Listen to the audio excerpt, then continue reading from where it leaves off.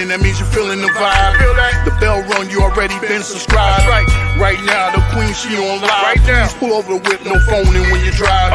Dope Soul sporting with the talk. First lady from New York, Brooklyn. All my people, you rocking with the chat. Hit that. That like button would tell me where you at.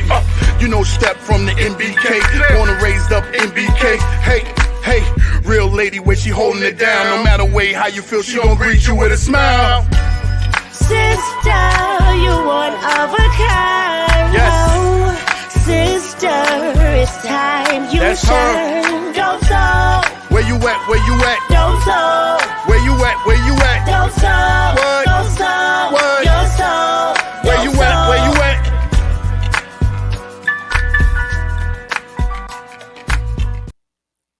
Hello, Knick family. Welcome to the Just Knickin' It Weekly Show. I'm your host, Stephanie, aka Queen. Tonight, we continue our countdown to training camp series comparing the Knicks rosters to, tonight it'll be the Philadelphia 76ers and the Milwaukee Bucks. We'll also talk about the interview Tom Thibodeau did with, I want to say, I forget his name, but on NBA.com, where he talked about Randle playing 10 to 15 minutes at center, which is more than I thought he would play. So at least it's on the table. We'll talk about that, and then we'll also talk about the Exhibit 9 and 10 signings of Marcus Morris, Okeke, Landry, Shamet, and who would we pick if we had our choice? So let me bring in Geoff and Ajay. Fellas, how you doing? Salute. Super. Yeah. Shout out to the chat. Chat. Yeah, let's just do a warm-up. Should we get right into it, or should we do the Exhibit 9-10 stuff first? Yeah, okay, let's do the Exhibit 9-10 because I'm getting confused with all these numbers. Yeah, I mean, I'm not going to get into all these exhibits. Yeah, Exhibit 9, I believe, is a training camp, basically a training camp invite. Exhibit 10, I think there's a minimum contract, but I don't think that's guaranteed either. So I think Exhibit 10 is a 10-day contract. It's a 10-day. And then you can you can make it into a longer contract after that, but I'm pretty sure it's like the 10-day contract variety. But the Exhibit 9 is, like you said, it's basically a training camp invite, and if you make the team, it turns into a minimum vet minimum salary contract. Yeah, situation. I thought Exhibit 10 was also a training camp invite. Yeah, kinda. But listen, for us as fans, let the front office take care of that. The two questions I have for you two is, what do you think each one of them brings? You know, just briefly, what do you think each one of them brings? And then we'll just talk about, if you had your choice, who you pick. Geoff, just briefly, what does each one of them potentially bring to the Knicks? Well, I love Morris's toughness. That's my favorite thing about him. He's also a guy who can stretch the floor. He's an excellent three-point shooter. He's got good playoff experience. Okay. Veteran. Sorry, I think my internet went haywire for a minute there. The mic sounds a little. Is that just me? Do you hear it, Ajay? I hear it too. It's spotty. Well, I know I went away. Is it better now, or is it still? No, it's worse. Let me see. Okay, say something now. Oh no! When I put in echo cancellation, it's worse. What about now? I don't know. You tell me. No, is it still bad? Yeah, it is. I'm not sure. I'm not sure why though. Well, let Ajay answer, and I'll exit out and see if I can come back in. Okay. All right. Let's try that. All right, Ajay. Out of those three, just briefly, what did each one bring to the team, you think? So wait, there's Shout out Shamit, to the guy, by the Morris, way. and who else was the third one? Okiki. Okay, so He's he was here this last. happened 2 weeks ago Yeah, with him. with him. So I would. I mean, I Mook is Morris is one of my he was one of my favorite players when he was here. So I like the idea of bringing him. Even though I think he's like 36 years old now, or something like that, 35, 36. And I think Geoff started saying he likes his toughness. I like that in him as well. I like the fact that he's a decent player. He's not a great player at much, but besides being tough, he's a well-rounded player. He's good at all the little things. You know what I'm saying? I mean, like I said, granted, he's 36 years old now, so there are certain things you don't expect him to do.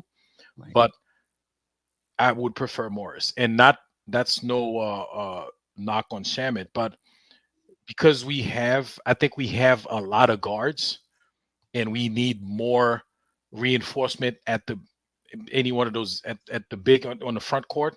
I think I would prefer Marcus Morris. I think he would make more sense. Not that Shamit won't make sense, but keeping him would be very helpful to the team. I mean, he's a forward / he could play center. If we would play small ball, you could put him on a big guy. You know what I'm saying? Because he's a fair defender. I think basketball wise, he'd probably make a lot of sense if the Knicks the Knicks were able to keep him. Right. But if we end up with Landry Shamet, I ain't mad because he's a tough guard. Also, he's been in a big moment. He knows how to play the game. You know, he's a seasoned veteran. He knows he's a pretty good player. But if we have to keep one of those, between them two, Okiki, I'm not even out of those three. If we have to let one guy loose, it would be him. But out of the two, if we have to keep one, it would be Morris. But I wouldn't mind if it is Landry Shamet. Okay. Geoff, in terms of what each of them bring to the Knicks, and if you had a choice, who would you? Can you hear me now? Is it still bad on the It's audio? great. Perfect. It's good now. I would keep both of them if we could, actually. I think they're both solid veterans. I don't think they're people that you have to rely on. But if we have another season of injury catastrophe like we had last year, I don't anticipate that. But I think Shamet is a decent guard who's been in the playoffs before. And, I think that he can be a reliable option, and kind of like Alec Burks was last year, not a guy you have to play, but someone who, if things go wrong, he can give you some solid minutes. And Morris didn't play a ton of minutes in Washington last year. I don't know if he has a lot left in the tank, but if you have to play him in spurts, like you have a bunch of injuries, you need him for 15 minutes. I think he can come in and make a couple shots and play solid, hard-nosed defense and make an impact. And you can never have enough of those guys on your team. So I much prefer guys like that over guys like Bates, Diop, and Okiki, who I just have no confidence in at any scenario. Right. Yeah, I mean, I think we can make a case for either one of them. I'm not as down on Okiki though as you are, Geoff. I've seen him play in Orlando, and when healthy, he's a solid player. He's not somebody that's going to shoot the ball really well, but defensively, he fits right into what we do. And just given OG's injury history, I mean, he's a 6'8" small forward. If he misses time and we have to move DiVincenzo into that starting lineup, I guess Hart, would have to play, some small forward, but I think Okiki could give us some good minutes. So I'm not as down on him, but I do agree that Shamet, we have a lot of guards, but to me, he has the most upside of the bunch. He's played 56 playoff games. He's 27 years old. He's played with Phoenix. He's played in playoff games, I think he's 5-6 years, 50 something playoff games. So he's, you know, and he's played some. I think he averaged, I want to say, somebody correct me if I'm wrong, maybe 15 minutes um per game. So you can never have enough shooters. So having him as a situational guy would be great. I can make a case with him for him also. But Marcus Morris, man, that power forward position, he would definitely be situational. But he's what, 6'8" too?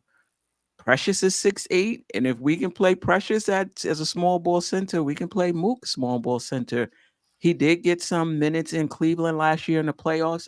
He didn't start in Cleveland, but he was there at the end of the season. And if I'm not mistaken, he got some significant minutes in the playoffs last year, and he did okay. He did okay. So he has a little something. I don't think you're running him out there for 20, 25 minutes, but if you have to play him 5 to 10, minutes, maybe 15, in the Taj Gibson role, I think you could, I think you can do it. So I think we can make a case for all three of them. And I went through this with Tony. For me, it's a tough decision. I like Shamet, even though he's at a position that we don't really Need. But Mook is 36, man. Like, how much can you, if there was an injury, how much are you getting out of him? You know what I mean? So You just said it, 5-10 minutes. yeah. And the thing with Shamet is he might even have some trade value, obviously not as the premier person in the trade, but as an add-on, he might have more value as an add-on than Morris. So Wait a minute. Queen, he's only 27? I believe so. That's true. Did he start playing at 15? I think he's been in the league. I feel like Landry Shamet's been in the league like 15 years. No, like 5-6 years. Wow. Yeah, five, 6 I thought he was at least 30. No. But with all three of them, I like what the Knicks are doing. And listen, you can argue that they can cut Diop and sign two of those three, right? Sure. So I just like that our situational players, those that are outside of the rotation, I like how it's shaping up. I really do. And I think that the other part about it is you always saying with Mitchell Robinson how you wish he could do something on both sides of the floor. I think that that's a difference with Mook, even though he's on the downside of his career. You mentioned Mook and Precious. Mook, we know Mook can shoot the three. So he's got that added element, even if he's similar in size and maybe, I'm not even saying he's as good defensively as Precious. I don't know that he is anymore. I didn't see him play in Philly or in, wherever in Cleveland, the two spots he was last year. So I don't have any good intel on that. I don't expect him to be great, but we didn't sign him to be in the rotation. Just signed him for an end of the bench guy. Yep. Yeah. No, I think he was in Phoenix and Cleveland, but somebody checked that for us. Shout out to the chat, Quiet Money, David G, Nick Witt, Walter Blackman, Building Blocks, who said Okiki is getting cut. Sherwin, I appreciate you. Jack City and Dish Dash, who was in the building early before we even logged in. I appreciate you. Anything else on that before we move into the meat of the show? Starting, let's do Milwaukee first, and then we'll get to Philadelphia. Let's see if I have this. I don't. All right. So we're gonna do a roster comparison. Same thing we did last week. Same questions. So Milwaukee, this is the depth chart as per ESPN.com, CBS. There's others who have depth charts as well, but this is from ESPN. And they have Damian Lillard, Chris Middleton, Torian Prince. The asterisk is for those who are new to the roster. Giannis Antetokounmpo, Brook Lopez, and then off the bench, DeLon Wright, Gary Trent Jr., Marjon Beauchamp. I hope I got that right. Tyler Smith, Bobby Portis, and wow, they do have a situational guy. I guess I didn't put it I didn't put it down. That's cool. Who's that? General thoughts on their roster. We'll start with you, Ajay, then Geoff, and then the chat. At the end of the segment, we'll get to you guys. Ajay will be taking care of that in between commenting. Just your overall thoughts on their roster. At first glance, it's I mean, compared to the last couple of weeks we had the show, it requires a little more analysis on these. It's not clear cut. The past couple of shows, you look at the Knicks, against the other teams, like, oh yeah, we ain't worried about those. But this is it's a very talented roster, very experienced roster with seasoned guys with like a nice mix of a nice mix of veteran players, because a lot of those guys are veteran players.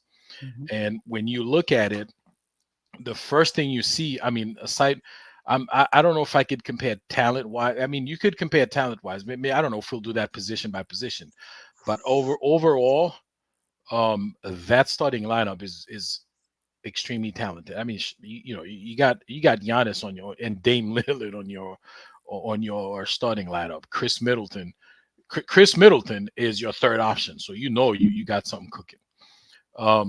Where we have the advantage, as far as the Knicks concerned, is going to be definitely the bench and our youth compared to them in Right. in athleticism. So, I mean, they're very talented. Especially when you look at the experience with those guys, they're probably more talented than our team.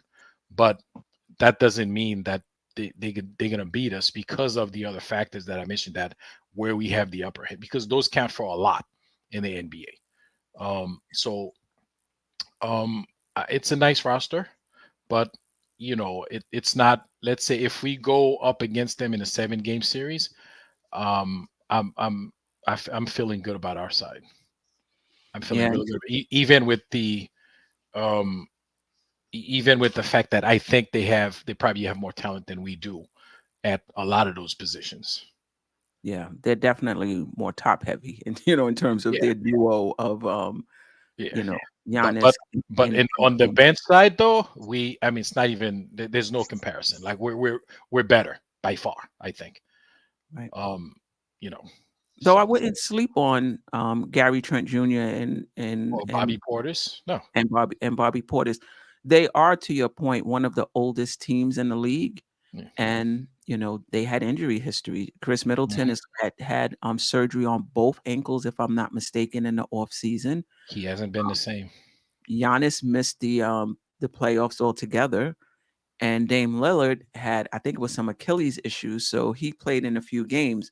But Middleton, though, in the 6 games he did play in the playoffs against Indiana, he averaged 24.7 points, 9.2 rebounds, and 4.7 assists. So in that Indiana series, he looked like he was back to himself. Now, whether both of those ankle surgeries slowed him down since then, we shall see. But he looked pretty good in the playoffs. Yeah. Geoff, just your overall. We'll get into offense, defense, things like that, but just your overall thoughts on their roster. I actually really like their roster if they're healthy. I think health is a real big concern for them.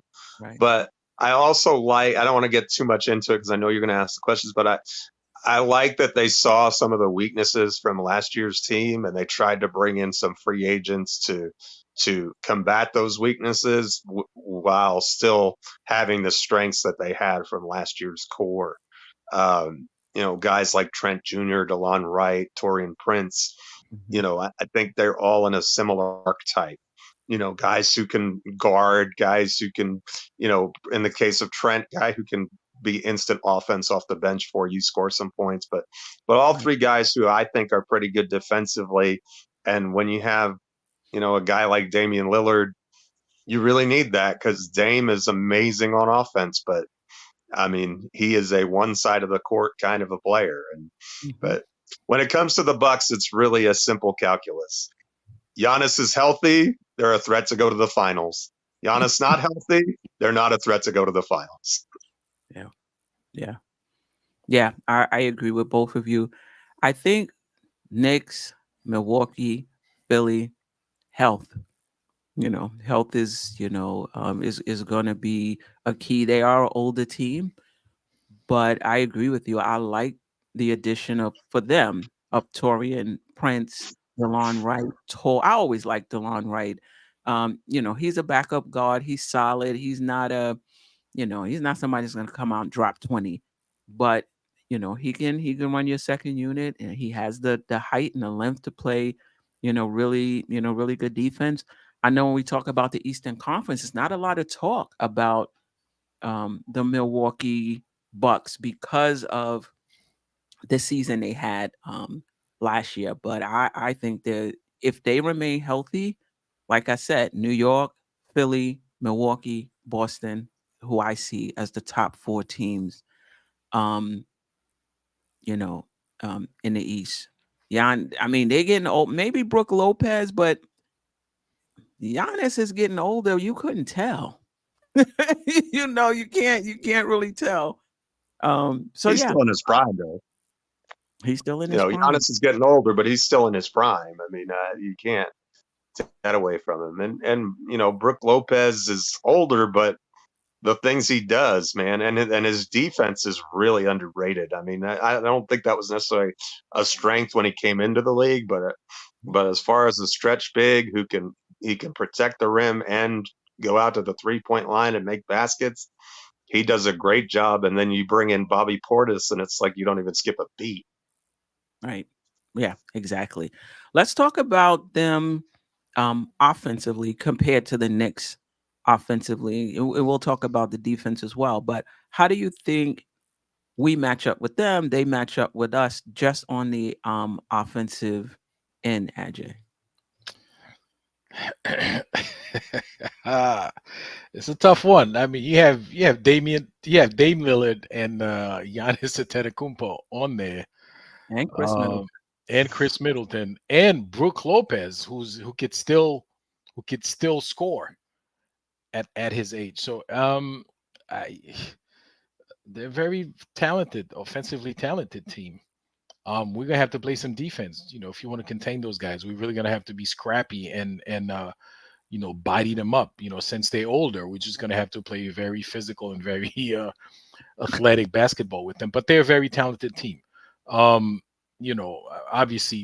Dame Lillard, he's like one of the best scorers like ever in this game. So they definitely, just him in the lineup, give him the upper and the upper hand on the on offense.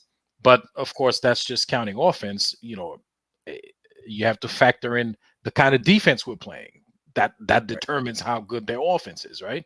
But on paper, it looks like they have a better offense. But that doesn't mean they're going to beat us, because if you play good defense, great defense, you could tire them out. Like I said, they're older, they're less athletic than our team, and we have a better bench. So we always going to have a chance to come back when our bench come on, even if those guys are leading. But they are a very talented team. They're a very talented team. Even Torian Prince, who's not, I mean, he could score too. I mean, this guy could easily give you 12, 14 points a game, right? If you don't stay up on him. So they have 5 guys that can score the ball.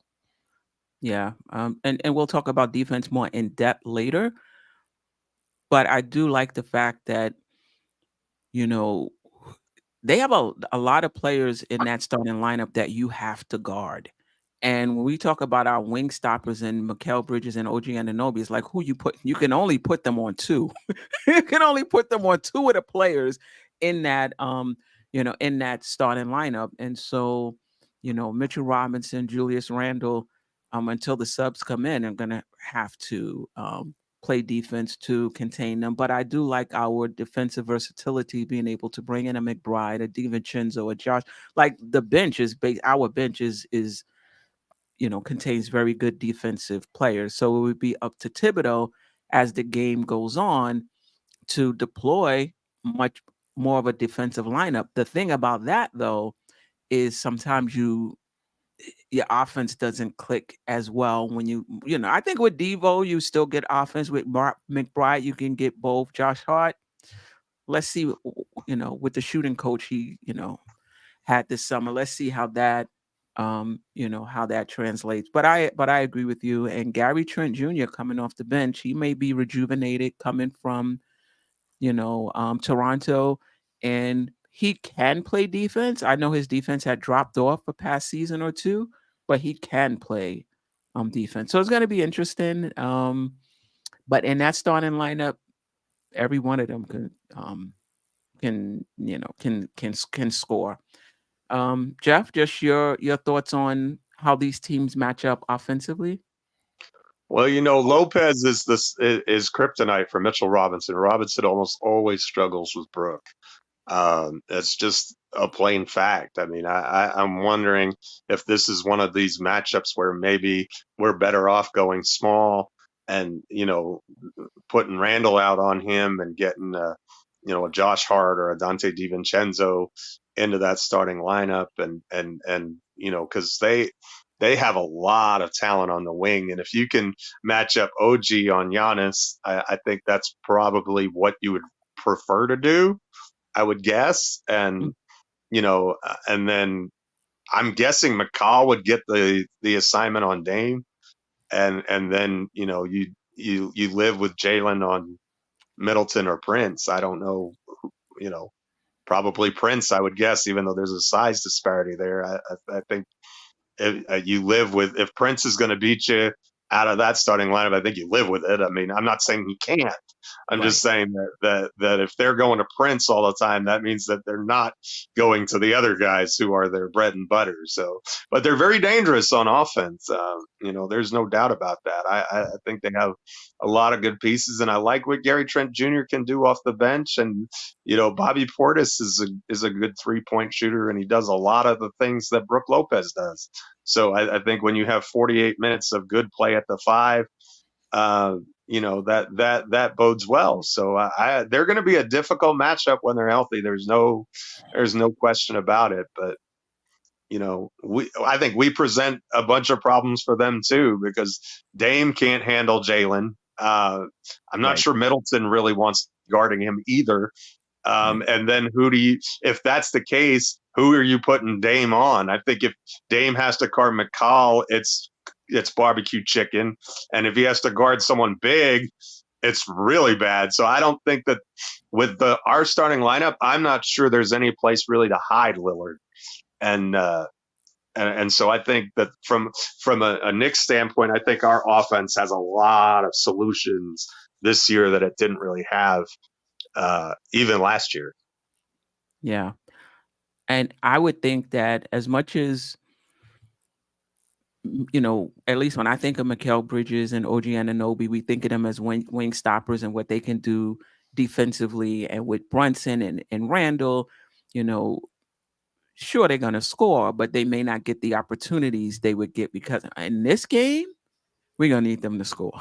Like, we're going to need them to put some, to help put some points on the board as well. I like us offensively, but I also like that there's no defensive juggernauts on the other side. Yeah. So that's why I feel like our offense, has the edge, because we have an OG, we have a Mikal Bridges that we could put on at least 2 of their players. Except for Giannis, though. Giannis, they'll probably put him on Mitchell. I'm not sure what they're gonna. I'm not sure what they're gonna do, but I like us offensively. That was the issue with Milwaukee. Not a really good defensive team. They've done some things this offseason to try to mitigate that, but I still don't see them doing enough to be able to keep up with the Knicks and and make it hard for us, at least on the offensive end. Anything else about the teams offensively before we move on to the defense? More in depth about the defense.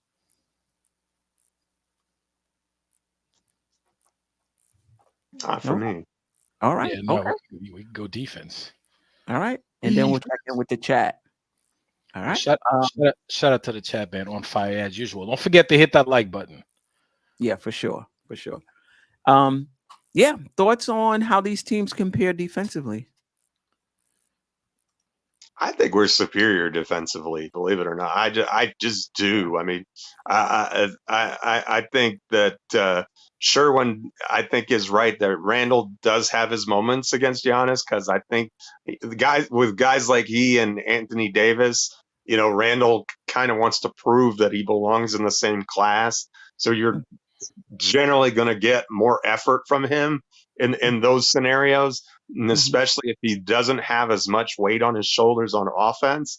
I think you could see a decent showing from him defensively. I don't know that it's going to be consistent, Right. but and then other than that, I think Brunson and Lillard is a wash. I think they're both going to get theirs. You're not going to stop either one of them. I think it's foolish. I mean, Lillard is one of the craziest offensive players I've ever seen. Like my lifetime, he's one of the best I've ever seen. So, it's not like, oh, we're going to put the clamps on him. Yeah, you can put bridges on him, maybe slow him down a little bit, but even him slowed down a little bit is probably going to be 30 points. How efficient he's going to be in that is that's the question. Like, if you make him work for his 30, I think you've done a good job on him, which is crazy to say, but just overall, I like especially on the bench. I really feel like everybody we have on that bench can play really good defense.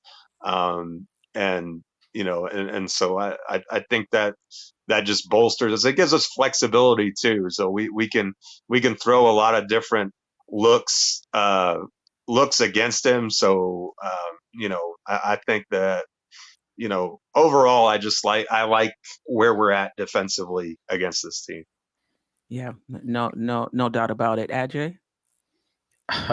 So defensively, Geoff, think we're better. Listen, it's not even close.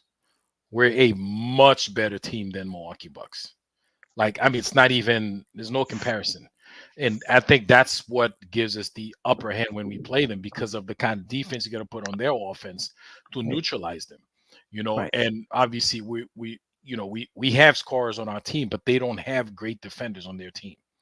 They have defenders, but not great. They don't have the active hands. They just don't have it, especially at their age. The speed, the athleticism, a lot of that stuff's going to slow down. It's going to slow them down. And of course, our bench, we have better defenders on our bench as well. You have, don't get me wrong, you have guys on their bench. Bobby Porter is is an excellent defender, but we just have better players when it comes to defense. So I think we're much better. We're gonna have a better Queen. Where they defensive rating wise? Where were they last year? They weren't great. I can look it up, but I could tell you they weren't great. That was one of the knocks. That was one of the reasons why the coach was fired and they brought in Doc Rivers. But what were your expectations when you traded Drew Holiday for Dame Lillard? Dame Lillard, that you were going to have a juggernaut defensive team? I mean, come on. Yep. I'll check that. Okay, yeah, but and they so basically they added Taurean Prince to the starting lineup, which, I mean, he plays defense, but he's not a great defender. He's not somebody who's gonna be chasing anybody around all over the place, and so they're not gonna be a much better defensive team than they were last season. So I ain't scared of them. I'm not scared of their defense at all. Yeah, no, they'll be better, but I think with Prince, right, and they'll be better. I agree with Queen. I think whether they'll be light years better, I don't think so. But I think those three definitely will add to their rotation and give them more options to throw at you. Yeah.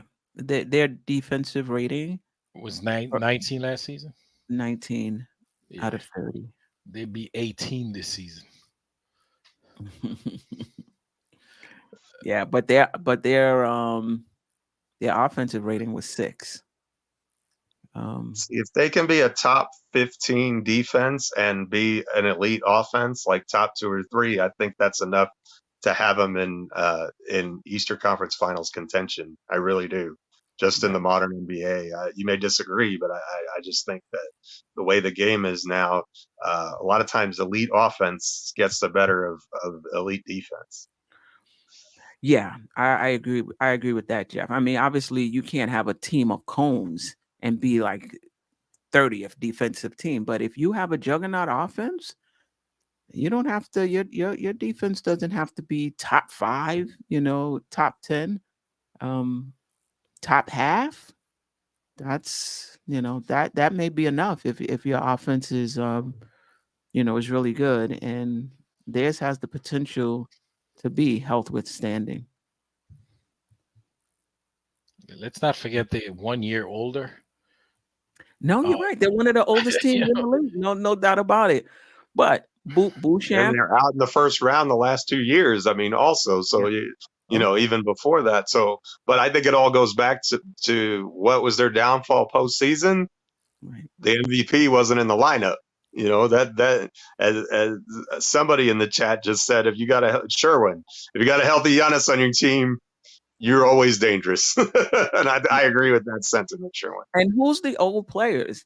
Dame, Middleton, Lopez. Lopez is old, and Right. Giannis is 30, isn't he? He's old in age, but I don't see him. I don't see him looking old. No. Then Gary Trent Jr. is not old. DeLon Wright is not old. Bouchamp is 2-3 years. Bobby Portis, I mean, he's an older guy too, but he doesn't look like he's lost a lot either. Brook Lopez is the one that I think might be. No, Middleton is 33 and had a couple of surgeries. Okay. So that's like 33 plus 2 surgery, 2 ankle surgeries, like 45. But that's what I said. That up. I said Dame, Middleton, and Brook Lopez. And if Middleton's not back 100%, that's why you have Wright and Trent Jr. to put alongside Lillard, and where you can kind of survive and manage. Again, as long as you have the MVP in the middle there, I think that's enough to certainly be competitive. How old is Prince? 30. He's 30 years old. So he's no spring chicken. He's not a spring chicken either. But that's not old though. That's not old, but that's not where they're gonna be, where you're worried about them breaking down, like with a Brook Lopez, right? I mean, I'm not worried about Taurean Prince. I'm not. If I'm Milwaukee, I don't know if Milwaukee's worried about Taurean Prince breaking down, or DeLon Wright, or Gary Trent. They might be worried about Brook Lopez. But he hasn't. He's been all right though, health wise. Brook Lopez. He hasn't had any lately, like any severe injuries that. No, not the injuries. He's just He's just an older. I don't think they have any problem playing Bobby Portis 30 minutes a game though, if they had to. Like, I don't like. If you had to have Bobby Portis start, you can make the argument that Lopez is still the better player, but I think they would be just fine with Portis in that starting lineup. If you flip flop the minutes between those two, I don't think that there's a market difference between the two. I mean, correct me if I'm wrong, but that's just how I see it. Yeah, and Bobby Portis, as Sherman said, is 29. So I mean, that's it. Yeah, I mean, so they do have in key positions. They have older guys, injury prone, guys, but Philly and the Knicks have similar concerns, not necessarily because of age, but injuries. So yeah, I'm really looking forward to this series. I know a lot of us want to, looking forward to the Philly series, a lot of juice from the playoffs, but this Milwaukee, I'm interested in just to see our defense against their offense. I'm really interested to see how that plays itself out. Any particular matchups you're interested in watching? There's two. The power forward and the point guard. And then they may not be covering each other the whole time. Sure, there'll be a lot of cross matching and so forth on both sides, but just to see Brunson go up against Lillard, they've had some basket for basket back and forths that have been pretty fun, and to see Randle, have a chance to go up against an MVP and hopefully hold his own and pull his weight and have a good series. Those are two matchups that are interesting to me. And Randle has a really good history against Giannis. If we can get that Randle every single night, this is a different team. But he, he really brings it on both ends when he plays Giannis, and you could tell he takes the challenge defensively when he is matched up against him. OG Anunoby and Taurean Prince would be good to see, because they're two guys, absolutely two guys who are very active. Taurean Prince, he's got, like I said, he's not a terrible defender, but he can cause a little disruption if you let him, and he likes that's a spot up 3-point shot. So it'd be interesting to see how OG Anunoby keep him, try to stop him from scoring, because he's a pretty decent 3-point shooter. So I'd like to see how that's a good test, like a good gauge for Anunoby to play team defense on the other guys and then still find a way to keep this guy at bay, to still keep him from scoring. Yeah. So. Yeah, I hear that. I would like to see Bridges. Listen, I think that's a tough matchup for Bridges. Bridges is 6'6". It's not going to be easy for him to chase Dame around, who's 6'1". That's not going to be an easy matchup for him.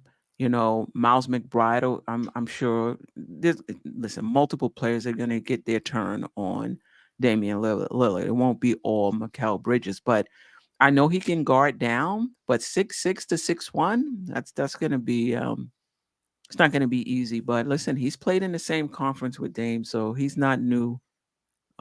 He's not new to guarding him.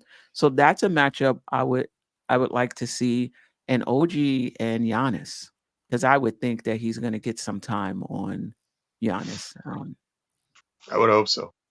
Yeah, so that's definitely a matchup I'm looking forward to. And Randle and Giannis is always fun to watch. That's always fun to watch. Like we said, he makes it his business to bring it when we play Milwaukee. All right, let's totally unrelated, but he plays Giannis better when he's got the buckwheat hair. I'm just saying. Yeah. Shout out to the chat. Kareem Grant. We're gonna get to the chat now, but I just want to shout a few people out first. Old Head, appreciate you. Chris, appreciate you. Slime Shorty. All right. Slime Shorty. Okay, I like that. Jack City in the house. X Productions. Kareem Grant. Yeah, I appreciate you guys. Go ahead, Ajay. What's the chat talking about? Yes. Salute to the chat, man. They always keep it hot, man. And I see y'all hitting that like button. I don't have to complain too much tonight.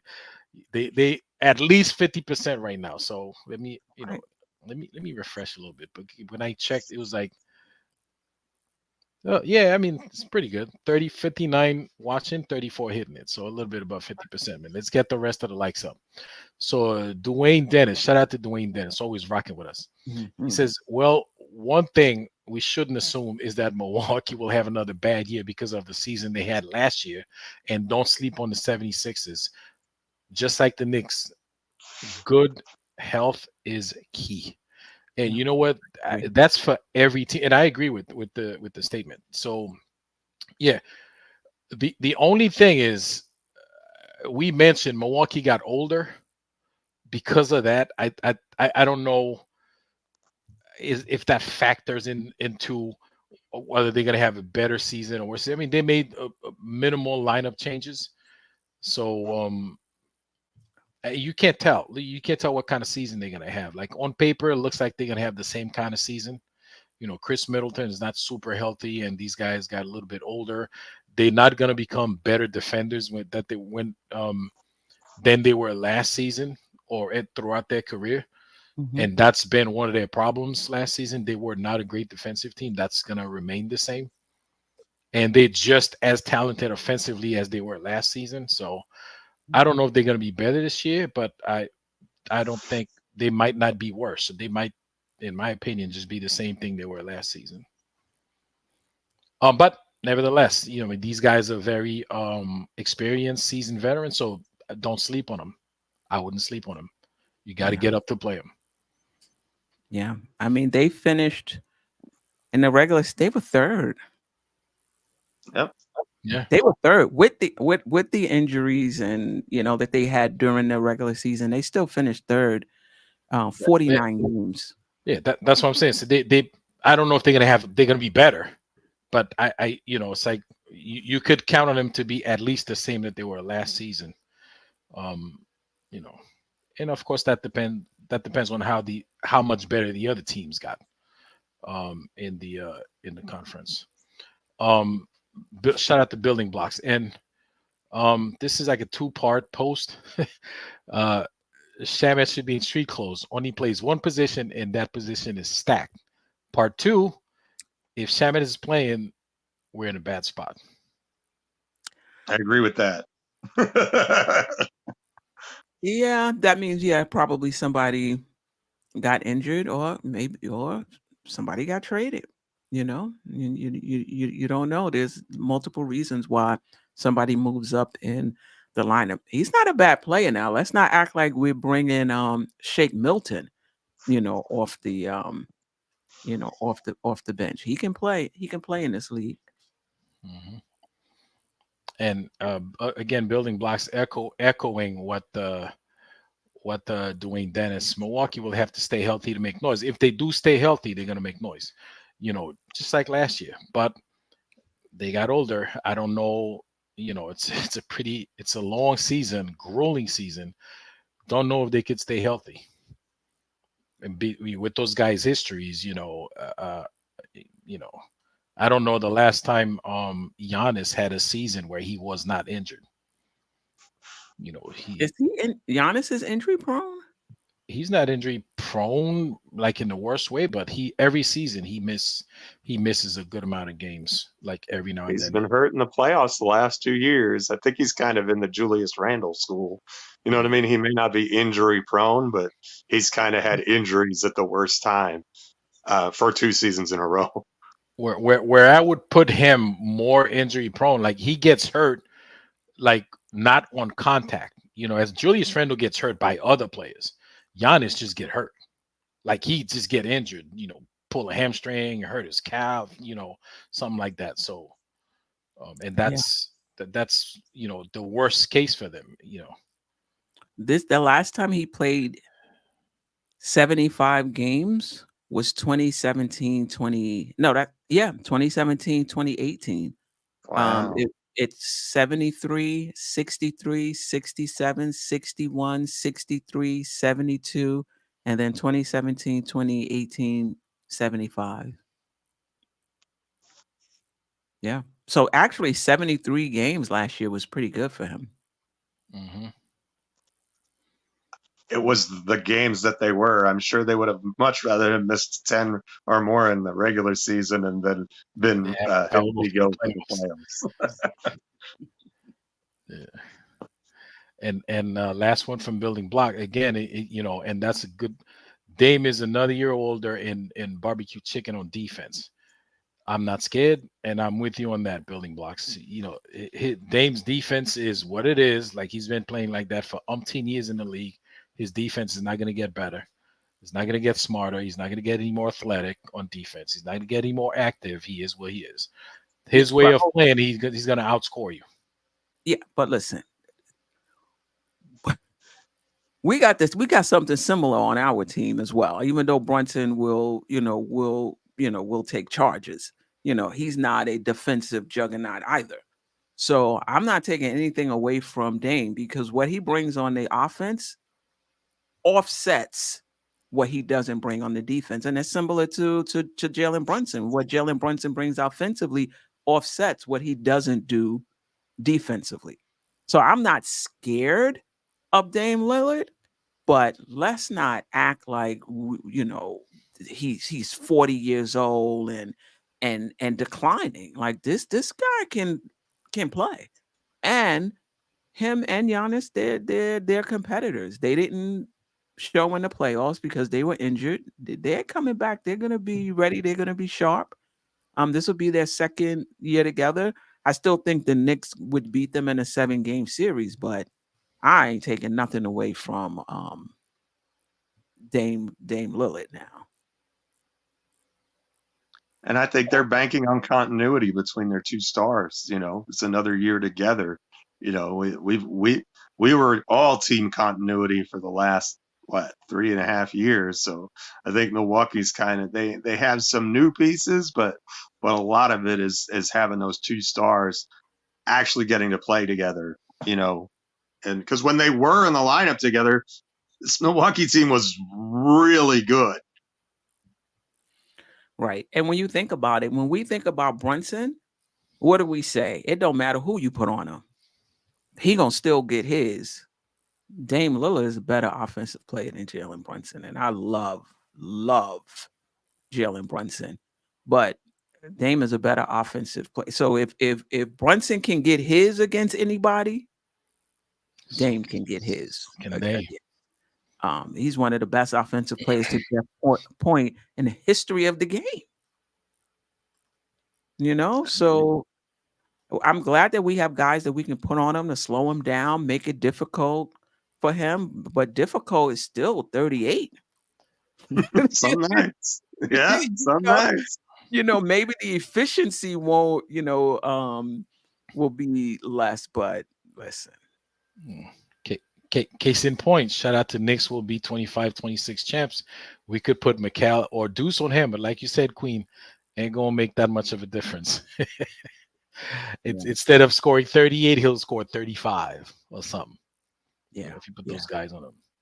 Yeah, I just think, to both of your point, we have offense as well. Even if you give them the edge, our defense though, it's not even close. And I think that's what's gonna give us the edge. That's what gives us the edge. All right, I got a 2-part one from UPS TV, UPS.TV. Appreciate you. Part 1, Bucks have the wrong coach. Part 2, I see the Bucks firing Doc Rivers by Christmas. I don't think they would do that. I don't think they will do that because that would look terrible on the organization. So I think, even if they start off on the wrong foot with the coach, they're just gonna swallow it and they're just gonna drag it the seat. I think that's what they're gonna do. Unless another coach, like another better coach becomes available, then they'll make the move. But I don't see that happening at this point. Yeah. And Knicks will be two. Did we say that one? He said, Doc, the reason why the Knicks, the Knicks are better than Milwaukee. That's my next one. Oh, boy. All right. Anything else on them? Let's move on to let me get a quick last one in. I believe Bucks going to trade Lillard to the Heat this year. Lillard's not happy with the Bucks, and he's not giving his all. What do y'all think? You think that's a possibility? I think that would have happened in the offseason. I don't see that happening during the season. Maybe next offseason. I don't see it. Unless they ask for a trade. Yeah. Super chat just came in. You want to read that one? Yeah, let's go with the super chat. Then we'll switch over to Knicks fan here in Bay Area. Danny Thomas, man, shout out to you and thank you for the super chat. What player do you think will surprise us this year and have a great year? I'm going with Bridges, low hanging fruit. Yeah, that's my answer too. McCall is Queen has me convinced he's going to have the DiVincenzo effect. Last year, DiVincenzo came over and power friendship and just set the franchise record for threes and with a great percentage. And I just think Bridges is in for a monster year. I don't disagree. Yeah, I don't disagree at all. Yeah. 2 weeks from now, we're gonna have our prediction show, and we'll talk about MVP, most improved player, the player who we think is going to step up the most. We'll go through all of that 2 weeks. 2 weeks from now. Yeah. All right. Yeah. Again, Danny Thomas, thank you for the super chat. Queen, you wanna put your barcode up there, man? You know, Oh yeah. Cup of coffee. Nick Witt believes Precious will surprise. I don't disagree with that either. I know you don't. You just made that day's night. Did he pay you? Did he give you a super chat, Nick Witt? Did he slide you some money under the table to say that? It's so many options. Let me put that up there. But it's so many options, right? There's those in the chat, maybe not in this chat, but in chats past, who believe that Jericho Sims is going to have a breakout season, right? I've seen that. Paris Duggan just a minute ago. Oh, he there did. You go. Okay. Yeah. Okay. There you go. So yeah, that's gonna be I'm hoping Mikal and Mitch. Yeah. I'm with you, building blocks. Yeah. Brooklyn Butch in the house. Appreciate you. Man, if Jericho Sims have a surprising season, we definitely win in the chip. We're winning. I don't know. Jericho Sims steps on the floor and it's a surprise to me. So I don't know. That's a low bar for him. Yeah, for sure. All right. Are we moving on to Philly? Yes. I think so. Yes. Ooh. All right. So, all right. This is the depth chart as per ESPN. Tyrese Maxey, Kelly Oubre Jr. at the guards, Paul George, Caleb Martin at forward, Joel Embiid, of course, at center. And then off the bench, Kyle Lowry, Eric Gordon, KJ Martin, Gershon Yabusele. I don't know if I got that right. Yabusele, thank you. Andre Drummond, and then Reggie Jackson, situational.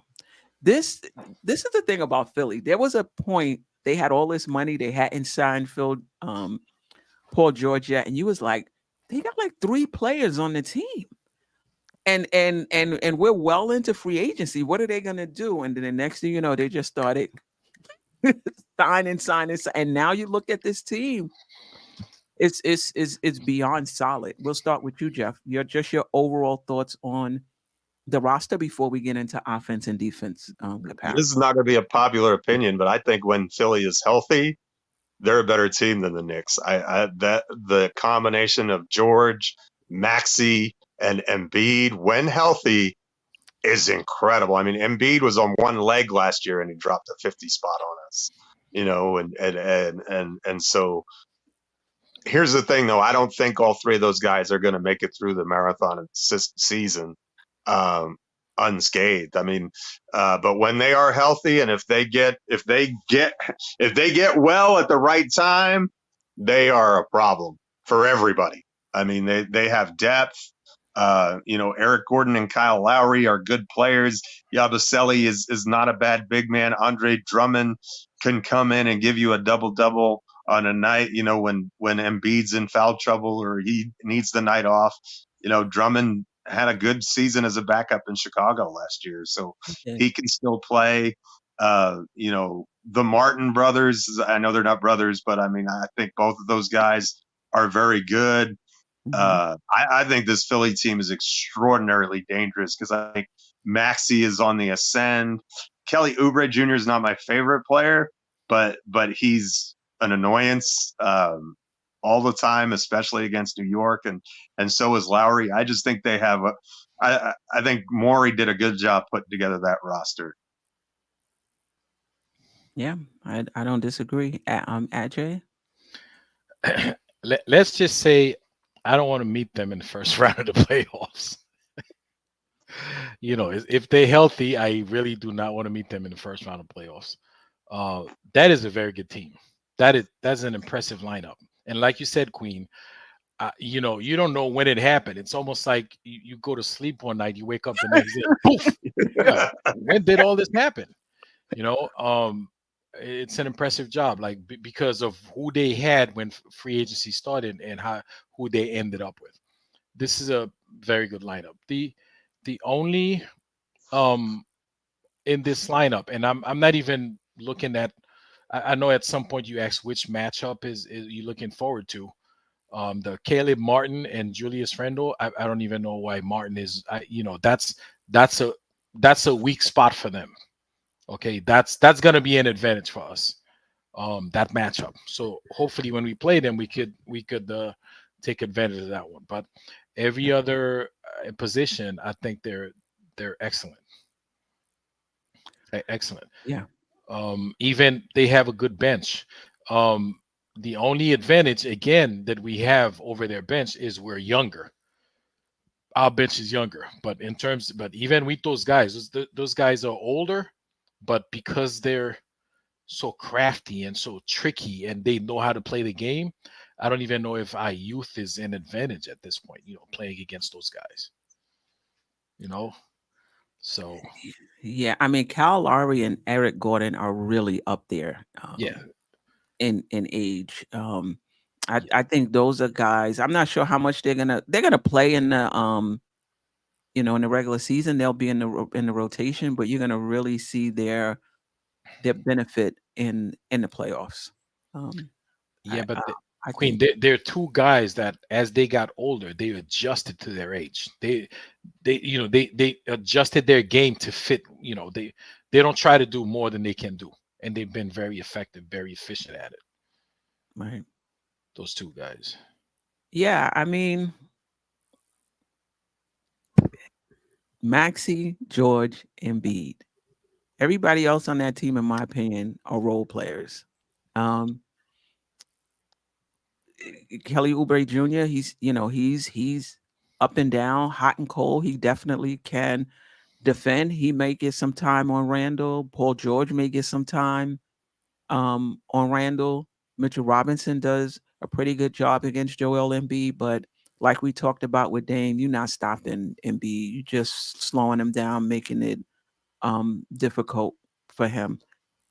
Khalid Martin, I mean, he can hit a shot. He's not somebody that's going to get you a bucket. Kyle Lowry, Eric Gordon, kind of older guys. KJ Martin, I don't know, a role player. Andre Drummond, I think he's really good insurance for Embiid. And the thing about it is, he's not a good defensive player at all. But if he has to come in for Embiid, then you just shift your offense. You know, so there's more, more shots for Maxey, more shots for Paul George. So now you got two people who can carry the offense in Joel Embiid's absence instead of just Maxey. And then Andre Drummond, all he has to do is, clean up He's the a monster on the glass, that's for yeah. sure. I don't know if Philly's roster is as good as Milwaukee's talent-wise, but they're a better defensive team than Milwaukee. Yeah, it's going to be interesting. And again, we're answering these questions as if we're healthy and they're healthy. We all know about Paul George injury history, Joel Embiid's injury history, but we have similar concerns on our end, right? Let's talk about them offensively, Geoff. just your thoughts on comparing the Knicks to Philly on the offensive end. Paul George makes a huge difference. Here's a guy who can shoot the three. He can create off the dribble. He creates problems that, let's put it this way, it's a good thing we have McCall now, because Paul George is still an elite offensive player. He pairs with Maxey extraordinarily well. And when healthy, Joel Embiid is just a problem. I mean, that's the difference between Philly and Milwaukee. And in my eyes, is I think that the best three players on Philly's roster are better than the best three players on Milwaukee's roster. And so that sometimes a big three is really all you need if you have enough, contributions from role players, and they have solid role players to fill those spots. If they have those big three healthy, they're very difficult to stop. Now, the other side of that coin is, how are they going to stop Julius Randle? Because I see an advantage for Julius against anybody they put on him. I mean, Embiid's too slow. George is too small. Caleb Martin can't guard him. Oubre can't guard him. Yabusele can't guard him. Drummond can't guard him. I think if it comes to the playoffs, that's where we're gonna need huge performances from Julius Randle, because if Randle is giving them the business, then that just makes us really tough to stop on offense for them, because then you have to start throwing double teams, and then you get wide open Bridges, wide open Anunoby, more lanes for Brunson, Mitchell Robinson killing you in the dunker spot. There's a lot of issues if Randle starts cooking. So that's really where our advantage lies, in my opinion. Yeah, for sure. I'm not sure about they having the better three. I guess Maxey would put them over the top, because to me, I would take Dame and Giannis over Embiid and Paul George. But I guess if you throw Maxey in there with Middleton, I could see how Philly would, can get the edge. Yeah, that's interesting. Your thoughts, Ajay, offensively? I mean, just like Milwaukee, I mean, they have a lot of good offense at a lot of positions, right? Martin is definitely a weak spot for them. He's not a good. He's on and off. Like, he'd have one good game and like 2-3 off games. So he's not somebody you can count on to score a lot for you, in the series. And we know Paul George. I mean, and we're doing this comparison assuming everybody's healthy on both teams, right? Right. And Yeah. you make that assumption. I mean, that's a very talented team. We're gonna have problems checking them. We're gonna have a lot of problems checking them. Maxey, we know what Maxey could do. We know what Paul George could do. We know what Joel Embiid could do. Kelly Oubre, just like I said, hot and cold. But on the hot days, like when he's hot, when he's playing, when he's scoring, it's tough to deal with him. Again, we would have an advantage on the bench, because we have scorers on the bench, and these guys are not great defenders, especially at their age. So if you compare, position, player for player, the way you have them listed here, I'm pretty comfortable when our bench comes on that we're gonna outscore them. But that starting lineup, it's pretty good. It's a pretty good offensive lineup, I think. Yeah, and this is not the same team we played last year. Well, I mean, we're not the same team they played either. No, I understand, but I'm just pointing out that there's been, for those that like, oh, we beat them last year. We're a different team, and they're a different, different team as well. Significant turnover, on on this team, for both of us. Yeah. And did you go, Geoff? Yeah, I You did. talked Boy, about the DX Relish is in the house talking all kinds of Yeah, smack yeah, he's in the talking all chat kinds of now. smack. We're gonna get to some of it too. yeah, we So, definitely will. I think what we have going in our favor, and we'll I'll transition to the defensive side, is that we have players who can guard Paul George. You could put Mikal Bridges on Tyrese Maxey. You could put OG Anunoby on Paul George, right? You could put, well, listen, Joel Embiid is going to get his. I don't care who you put on him, but Mitchell Robinson plays him well. Maybe slow him down a little bit. Maybe make it a little harder for him. Now, if Mitchell Robinson is injured and we have to go with Julius Randle, even Jericho Sims, Precious Achua, even OG Anunoby, who's had some good minutes against Joel Embiid, I'm still not feeling super comfortable if those are guys who are playing him for most of the game. But the thing about it is they have to take their best player, like Paul George. He's also their best defensive player. And they would have to put him on somebody. Maybe even Julius Randle. Like, I just don't see how they're guarding. That's my issue with them. Tyrese Maxey is not a great defensive player. Khalid Martin is okay. Paul George, Kelly Oubre is a good defensive player. Cal Lowry's not defending anybody. Eric Gordon, he has the strength, but he's up there in age. You think he's chasing Dante DiVincenzo around screens at this point in his career? You know, uh, you know, I'm not so sure. I think the Knicks are the better. The Knicks are going to have a top 5 defense. Period. I think Philly will be good defensively because of Nick Nurse and his schemes, but I just don't think they have the defensive personnel the Knicks have. I think we can make it more harder for them than they can make it for us. Yeah, I really like our defensive lineup, even against Philly. We have a lot of answers. You know, but as long as Robinson is healthy, I mean, Robinson bothered Joel more so than Hartenstein did, in my opinion, Mhm. in the playoffs. Um, but even when we went to OG on Embiid, I think we saw some decent results. I mean, and you remember the game he dropped the 50 spot was when he tossed Mitchell to the ground and he was out the rest of the game. So, Mhm. uh, I think if we're talking about completely healthy rosters, I think you have to keep in mind that not that you're not gonna stop Embiid completely. I don't want to I don't want to make a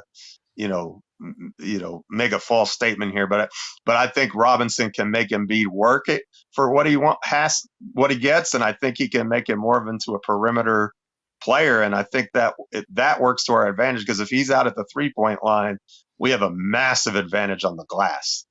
I Yeah. mean, we've got good rebounders up and down our lineup anyway, and if you take Embiid and he's out at the 3-point line, I feel really good about us being able to get the rebound.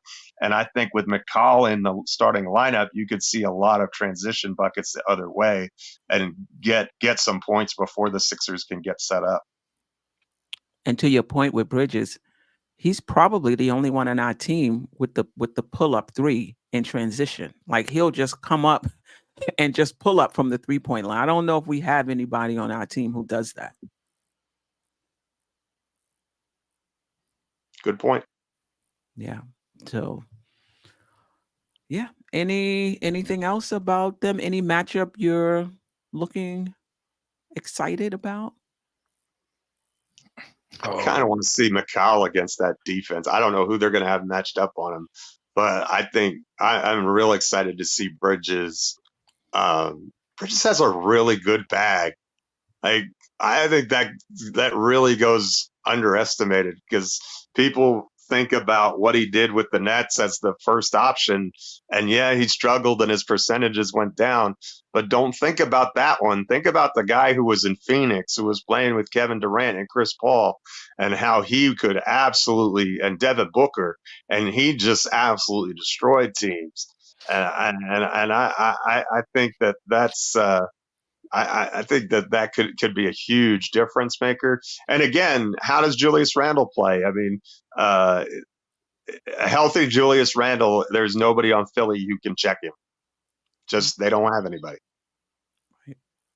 Yeah, for sure. I'm looking forward to the Mikal Bridges Tyrese Maxey matchup. Just more Mikal Bridges defensively against Maxey. So I'm definitely looking forward to that matchup. And Brunson will have his hands full.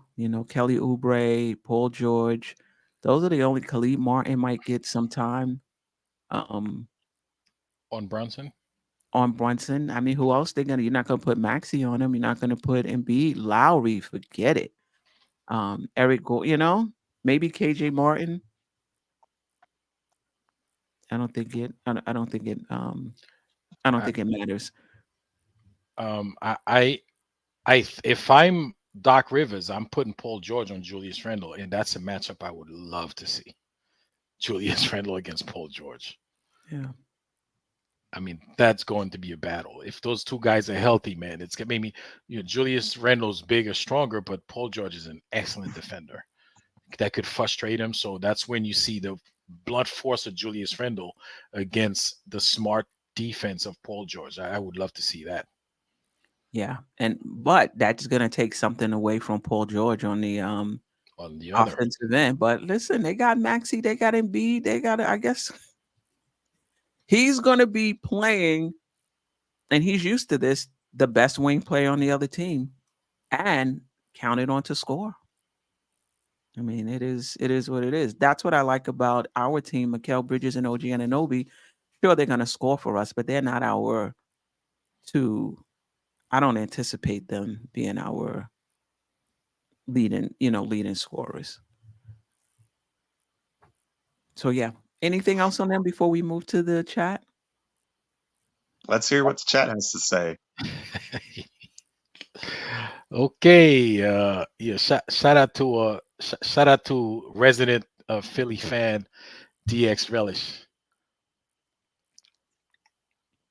And DX Relish, he was looking forward to this, right? Because he waited, like he was here the past couple of weeks because he knows Philly was coming up. So anyway, there's a couple of comments from him here, so we'll go through them. Listen, I think Embiid is going to get his regardless, but Mikal Bridges can make it difficult for Maxey. So I don't know how you could say we have nobody for Maxey when we probably have the two best defensive wings in the entire league, right? If healthy, I'll have nobody for Embiid and Maxey. Healthy, Embiid's gonna drop 50 on y'all for sure. Listen, that's not impossible. He could do it. He dropped 50 on other teams. So, but then him dropping 50 takes away from the other guys. That doesn't mean he's gonna win the game. That's gonna mean you win the game. Right. Shout out to Knicks will be 25-26 champion. Philly is a bigger threat to New York than Milwaukee. I agree with that. I think they are a bigger threat to New York than Milwaukee. I don't know. And it's not even. I mean, I think Milwaukee might be just as good offensively, but once you throw in Philly's defense, that puts them ahead of Milwaukee, in my opinion. Yeah. What do you think, Geoff? I don't. Yeah, like I said, Philly's got a terrific team. I think we have more depth than they do. Just looking at the bench a little bit more, scrutinizing it. I mean, Kyle Lowry's what, 59 years old now? Like what? He's not a young man. I know he gives the Knicks fits, but he's not the same player he was in Toronto.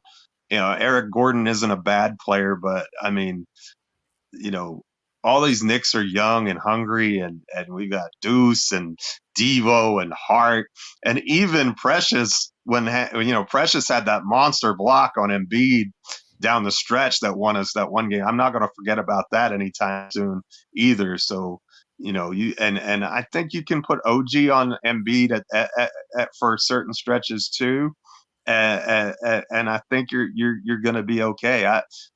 I'm just super confident in this Knicks team, but I'm not gonna lie. Of all the teams that we could face in the playoffs, Philly is probably the one I want to see.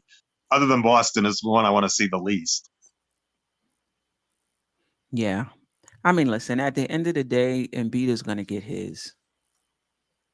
There are certain players in it, just like Brunson. There are certain players in this league, they're going to get theirs. You could double, you could do this, you could do that. That's why they're superstars, right? Because they're hard to They're impossible to guard. basically impossible to guard. He's going to get his. That doesn't mean we can't win the game or the series, right? Shout out to A Train. Philly's impressive on paper, but if they bones remain paper thin, it means nothing.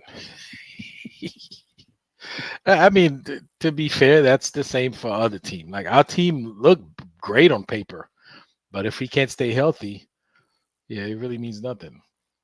But I mean, they have more injury prone guys than we do, and older guys than we do, especially coming off that bench. So, chances are unless freak injuries happen, we'll be healthier than they are. And the other thing, what I like about us is we have hitting offense. Mikal Bridges and OG Anunoby, if one of our guys go down, they might be able to step up and give us similar production, right? And we've talked about this before. I thought Josh Hart had to play a little above his head in the playoffs. That would not be the case for a Mikal Bridges or maybe even a OG Anunoby. It'll just be more space now for them to step up and do what they already can do. Queen, let's not forget, if somebody goes down, you got DiVincenzo coming off the bench. Who's a starter? So right, we have a starter coming off the bench. I'm not sure if there's how many teams in the NBA can say that. Yep. And don't forget Precious. The Precious love. I love it. The He's big sneeze is in the house. He's the president of the Precious situation. Shout out to East Blue Drew. Our bench about to eat all season. I don't disagree. We have a very good bench. A very good bench. Yeah. Two guys on that bench started last season. Or three guys, you could say, play impressive starter minutes last season. And we have Deuce, who's very good. We have a good bench. Yeah. So. And if Josh, I'm really interested to see if this shooting coach Josh Hart has been working with pays off, because that changes a lot for us if he's a consistent 3-point shooter. We don't need him to be 40%. If he could just be league average, that would be tremendous. Oh yeah, that's a game changer. If he's league average from 3 and you have to respect him and guard him, that's trouble. And then that second unit, because you have to guard Miles McBride at the 3-point line, you have to guard DiVincenzo and now Hart. Mm-hmm. Yeah. Shout out to the Knicks will be 25-26 champs. New York is deeper than Philly, and that's what makes the team better, and that's what we're talking about right now. There's another part to this. We're comparing the Sixers against the Knicks based on the injuries in New York last season. The healthy Knicks would be the healthy Philly. What do you guys think? Like healthy for healthy, do we beat them in a 7-game series? I think so, because I think we're the better defensive team. And we have offense. I'm I a know. homer, and I think it's close. I think it goes 7, but I think the Knicks can win a 7-game series with Philadelphia. I mean, look at Philly's bench. Look at that bench, and look at the Knicks bench. I think that's the difference. That's one of the differences, anyway. Kyle Lowry and Eric Gordon. If I'm Philly, I wouldn't feel great with that, but that's on them. Yeah. Shout out to Harlem World 2020. Embiid won't make it to the playoffs. Let me get his games, because we did Giannis, right? Games for season. Oh, wow. This is even the last time he played 70 games. First of all, never. The last time he played 70 games was never? That's hilarious. He's never played 70 games in his entire career. I thought I maybe needed to scroll down a little more. So I'm going to read them all. 39, 66, 68, 51, 51, 64, 63, 31. Damn. He's never played 70 games in his career.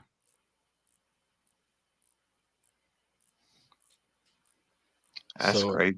Shout out to DX Fellish. We're not hoping you get injured. Like we don't even have to hope. Like you get injured no matter what. Without nobody praying for it. And he says, if healthy, we have nobody for Embiid and Maxey. I think we got somebody for Maxey. I think Bridges can match up pretty well with Maxey. He's got length. He's going to be tough. I'm not saying Maxey can't do some work, but he's going to have to work. I don't think it's going to be easy. And who's Maxey guarding? I don't see anybody on that lineup that Maxey can check. Correct. And as far as Embiid, nobody for Embiid. It's not just us. Right. Yeah. Everybody. We got multiple players we can put on Maxey to slow him down and make it difficult for him. But you can't put Maxey on anybody. Can't put him on anybody on the team.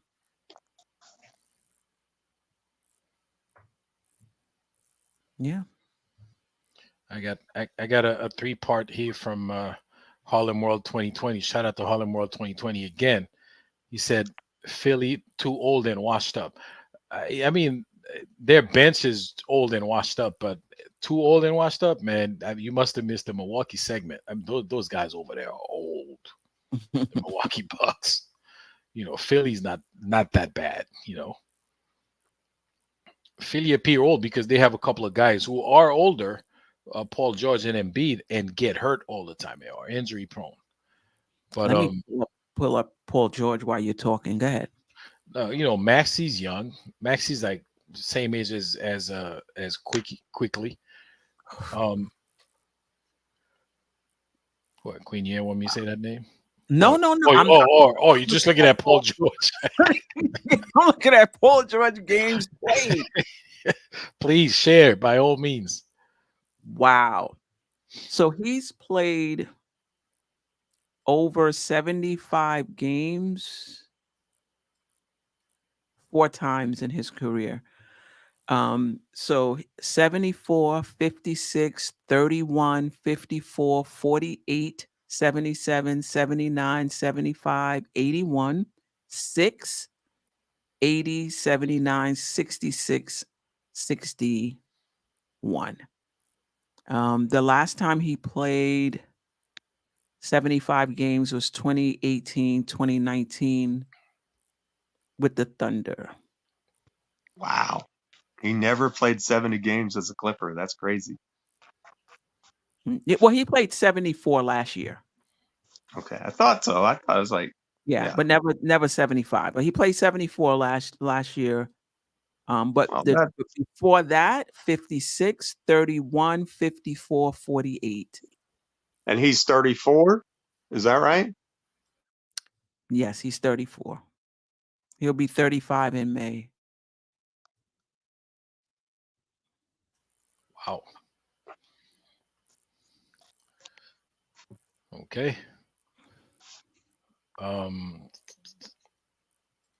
So that's that.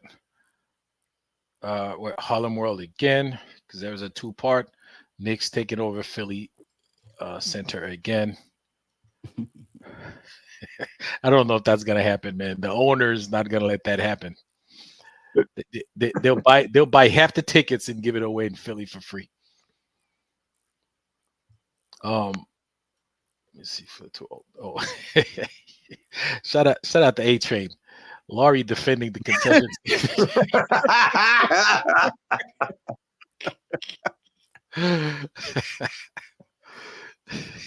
Oh gosh. Oh my God. And Harlem World 2020, it just sounds good. Achua destroyed Embiid. We talk about the last playoffs. Strong. That's a bit strong. That's a bit strong, but he did have a game-saving block against them. So in my book, that play he destroyed him. In my book, that counts as destruction. Okay. Okay. All right. And I got two more from DX Relish, because I got to give DX Relish. He's our resident. Respect, man. He's repping his squad. He's all by himself. I told y'all when y'all beat us, we were gonna get our revenge. But y'all didn't even win a game yet. I know, we didn't even play a game yet. There you go. Let's go Sixers. Shout out to DX Relish for coming here, and repping Philly and not worrying about and for showing up when we did win. He didn't have to show back up in the chat after they took that ass whipping, but he came back in the chat. So nothing. He took it like a man. Yeah. Shout out to Tay Cowboys. What's up, everyone working late night but listening in? We appreciate that. Appreciate that. Thank you. That's it. That's it. That's all we have on that. And we got 20 more minutes, Ajay, to talk about Randle. We did pretty good today, right? We did pretty good. All right. So the last thing we'll talk about is let's go back here. Is Randle playing the center? So apparently, what was his name? Steve Ashburger from NBA.com. I'll get that. Thibodeau did an interview with a writer from NBA.com, and when talking about the loss of Hartenstein, said, basically, we can run small ball lineups that he didn't think Julius Randle could be able to do it for long stints of time. That would be too much, but at least 10 or 15 minutes, which was much more than I thought he would get. So that just shows me, whether it happens or not, that he's thought about it, he's open to it, and it was music to my ears. Because I just feel like if we're going to take advantage of what we can do offensively, it's going to be with that small ball lineup to make it really difficult for the opposing teams. Your thoughts on, we've talked about this before, but your thoughts on hearing Tom Thibodeau mention it as an option. Geoff, and then Ajay. I'm so not surprised. This is a basketball junkie. I mean, he has more data than we do, and he is such a meticulous person as far as all of the details are concerned and preparation. There's no way he's not going to look at the lineup data that he has and the players that he has available to him and not be able to come up with the same conclusions that we as fans do. We love the team as much as he does, but again, he has more information, and we've seen this. I mean, we saw him. I was surprised by it last year, but I'm not surprised by it anymore. We saw him make adjustments when people got injured and things, didn't go our way. And he played Josh Hart for extended minutes at the 4 and did all kinds of, lineup things that weren't necessarily expected. I'll just put it that way. And so I think he's shown a lot of flexibility. And look, the bottom line is this: Tom Thibodeau wants to win basketball games. And this is the most talented roster he's ever had, probably in his entire coaching career. And so if he wants to keep his job, which I'm sure he does, he knows he's got to do his best to find the lineups that work to win games night in, night out. And he's relentless about that. That is, he wants the team to go 82-0. He wants every game. He wants to be super prepared, and he knows what the modern NBA is like, and he also knows that he probably doesn't have the personnel to have the rim protection that he prefers on the court all the time. And so, don't let perfect be the enemy of the good. Go with the lineup that gives you the best chance to win. And if that means you play small, you have the ability to do that with the versatility of the players that you have on your roster. And if that doesn't work out, if the small ball lineup struggles, and I don't think that it will, but if the small ball lineup struggles, don't be surprised if we make a trade come the trade deadline that, maybe Deuce McBride and some other people to bring in a center that's more to his liking if it doesn't work. But I think it's going to. I will be shocked if it doesn't. Yeah, because I think we may not be able to get the rim protection with that small ball lineup, but I don't think we're going to suffer rebounding wise, particularly if Josh Hart is in that small ball lineup. And I think he would need to be to protect for rebounding purposes. And I don't think you're going to have as many people who are able to get to the rim, because our perimeter defense is better than it's ever been.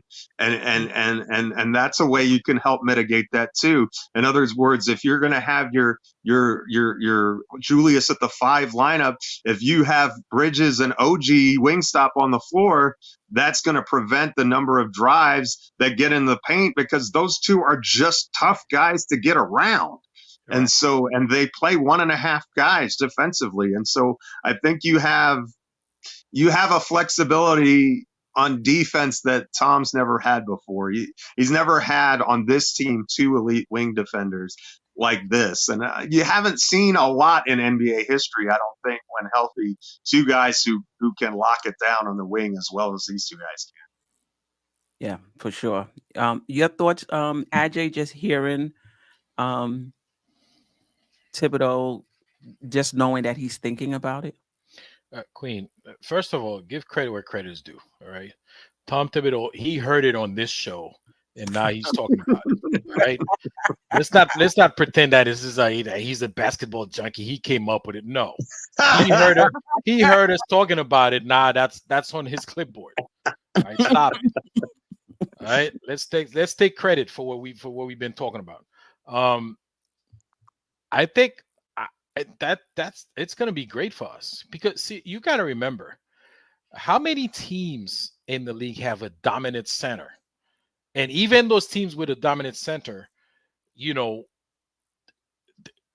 centers they don't play the whole game. They play 35, 38 minutes. So you have a lot of time for Julius Randle to play the 5. Yeah, with almost, to dominate the 5, pretty much. There's not a lot of great centers in the league. Right. Not a lot. And when those great centers come on, you put Mitch on there, to get in their way, or Jericho Sims or another bigger body to annoy them a little bit. You don't have to have Julius Randle play on them. You can, but you don't have to. Right. So if he manages this right, I think it's an excellent idea. Julius Randle could have a superbly effective 10, 15 minutes playing the 5. Yeah. I think that's going to be great for us. I think so too. And defensively, you could put OG. OG can defend the fives, Yeah. but on offense, have Randle Randle, yeah, right. at the five. I think And that's go ahead, no, sorry. no, I was gonna say I think that's a great idea, and I think that's a great strategy for us to go. So, you know, and I know a lot of fans over the off season here, we were pushing for the Knicks to get a backup five. Maybe they had no, maybe that was the plan from the get go. Yeah. Maybe I that's think why. plan A was bring Hartenstein back, and once plan Well, A failed, then plan B was probably what you said. But I kind of agree with you on that. Geoff, to be honest, I don't. They never thought they could bring Hartenstein back. They knew he was gone. They knew he was going to get a better offer. Like, I mean, he wasn't going to turn down that kind of money. So maybe through back channels, they knew what OKC was going to offer yeah. him. Even if they didn't know what they're going to offer, I mean, Hardenstein, I'm sure it wasn't a surprise to the Knicks. He told them, "Listen, I'm getting the bag. I'm not, I love you guys, but I got to go." Yeah, okay. I still think if they could have, they would have. But I think second after that, um, it would be small ball. And some people say, "Oh, Tibbs is changing." I don't know if he's changing. To Jeff's point, I think he ran the stats in years past and just felt like we didn't have the rebounding, we don't have the rim protection, we don't have wing stoppers. How can we go small? Like that would just be a disaster for us. I think it's something he looked at in years past, but it just didn't add up. And this time, hey, we got Josh Hart who can help us with rebounding. We got wing stoppers now. We saw how our offense played with Isaiah Hartenstein at center and how effective it was having all five players with ball skills who could dribble, pass, shoot.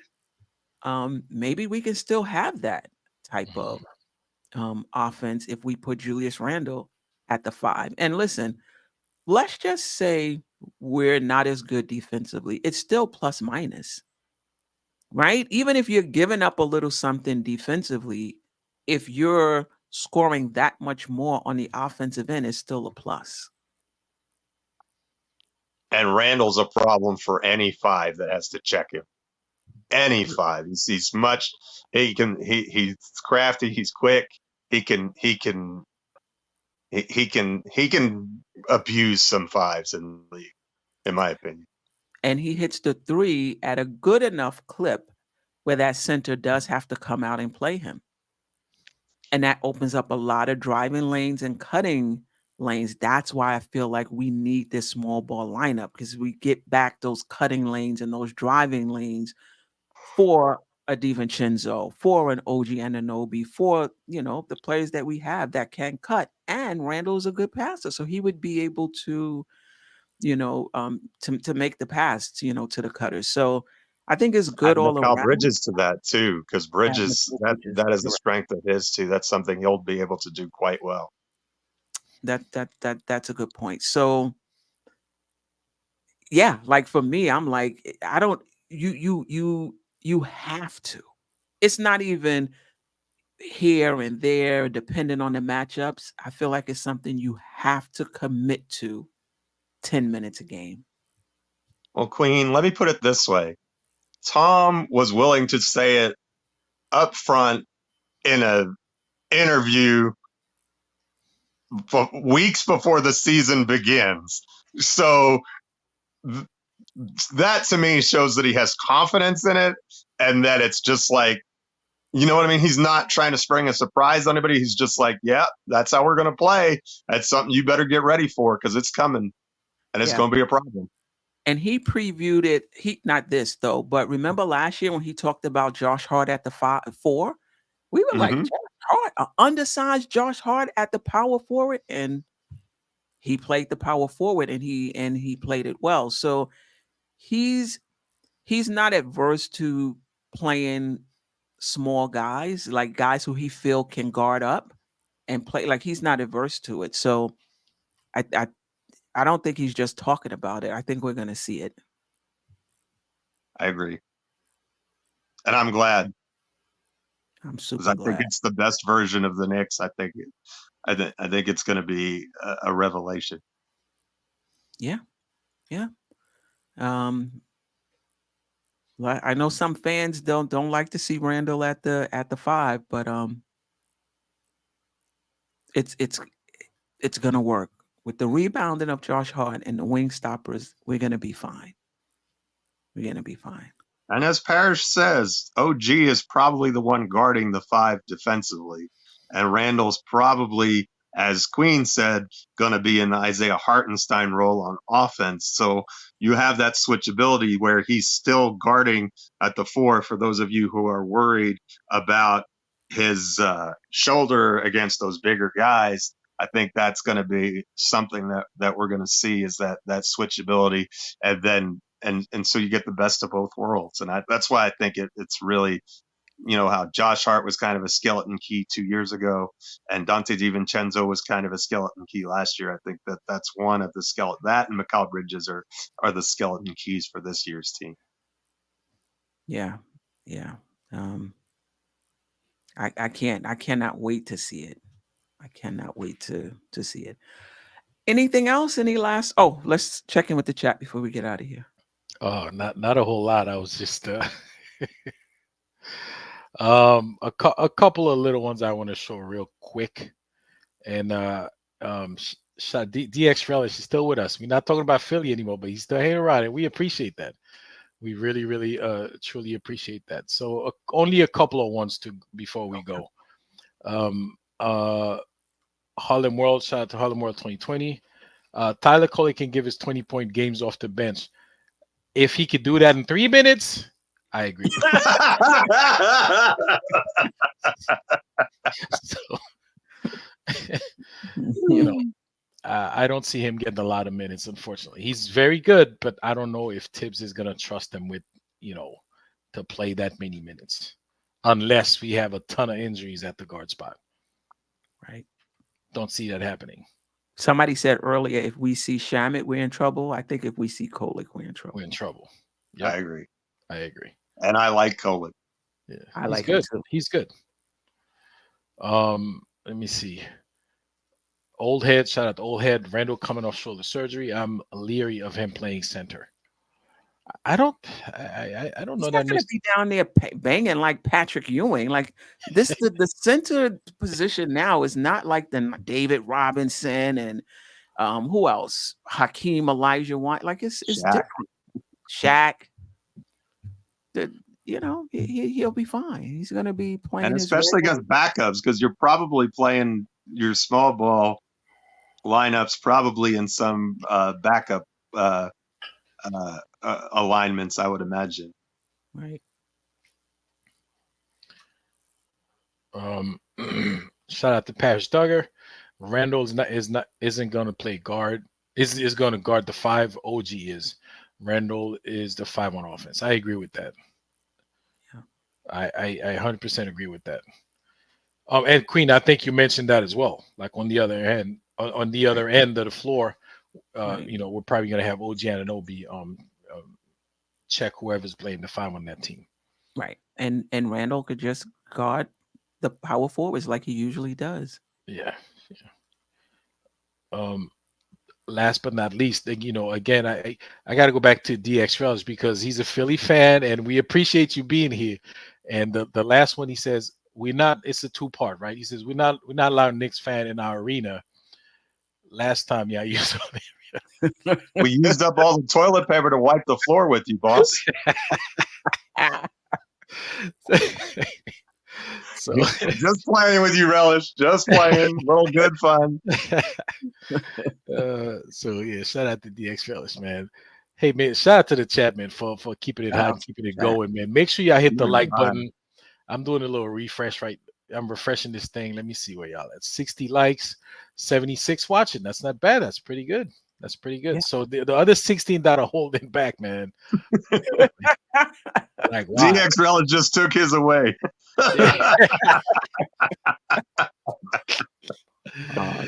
That's funny. And shout out to the replay gang. I appreciate those replay gang, definitely. who listen after the fact. And listen, when you listen after the fact and you leave comments, that helps the channel as well. So I appreciate that. We all appreciate it. We all appreciate it. And I used to participate, be a little more active with the replay game. So I got to go back to that. So yeah, make sure y'all check the show even after. And even if you listen tonight, if you like the show, just go back and listen to it again. Yeah. Or if you came in late, just go back and listen to the part that you missed. Yeah. Yeah. That you missed. So Geoff, I appreciate you upping the level of the show. Ajay, I appreciate you and your new role. You're doing a really good job taking over the chat. Queen, the pleasure is all mine. Queen, what do we do next week? Next week we are doing Boston. And I'm gonna do some play-in hopefuls. So we might talk a little bit about Atlanta and Chicago, who I think would be play-in teams 9 and 10. Toronto. Yeah, it might be, yeah. I mean, we could do Toronto too, but mostly it's Boston. Next week they're gonna get most of it. We could do a deep dive. That's gonna be fun. That's gonna be a lot of fun. That's gonna be a lot of fun. It's good to do the rosters because when you just plugged into your own team, you just felt like we're gonna beat everybody. But then when you really see the rosters, you're like, okay, might be a little challenge. We still gonna beat everybody, but it's gonna be No, I was really appreciative of the slides tonight with Milwaukee and Philly. Very impressive teams still. I mean, there's a lot of good teams in this Eastern Conference. I think that's one of the things that as we've done these deep dives that we've just kind of reinforced is that, maybe not the depth 1 through 10, 1 through 12, but 1 through 6, there's a lot of really good teams. Yeah. For sure. Anything else? Shout out to the chat. Mega, appreciate you. David L. Bayer. Just got here. Shout out to David. East Blue Drew said we're gonna beat everyone. I agree. I love it, East Blue Drew. And shout out to Mega. Mega's my guy. Mega, shout out to Mega, man. Always rocking with us. Paris come in late, but he comes in anyway. I love it. He come in strong though. That's strong. Your brother. Right. Coming in late.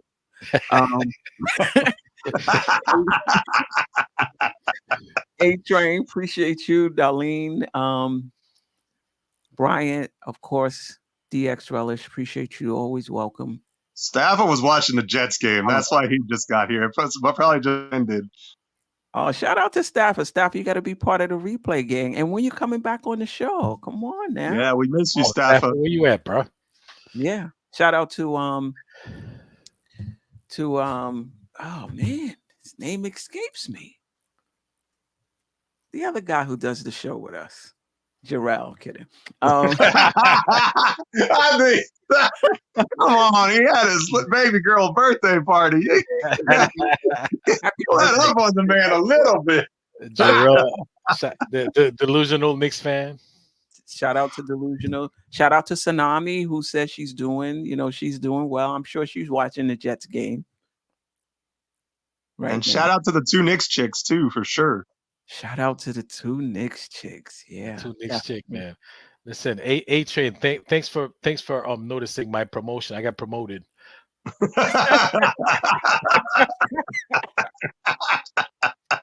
From the light hype man. From the light hype man to That's the comment of the night there, bro. A-Train won the internet with that comment. I love it. Yeah. Move it up. We're always trying to level up the show. So yeah. Right. So yes. All right. So we are out of here. We'll be back next week. Next week Thursday. This week Thursday. Hit the like button on the way out. Peace. Yeah. Sister, you one of a kind. Yes. Sister, it's time you That's shine. Don't so. Where you at? Where you at? Don't so. Where you at? Where you at? Don't so.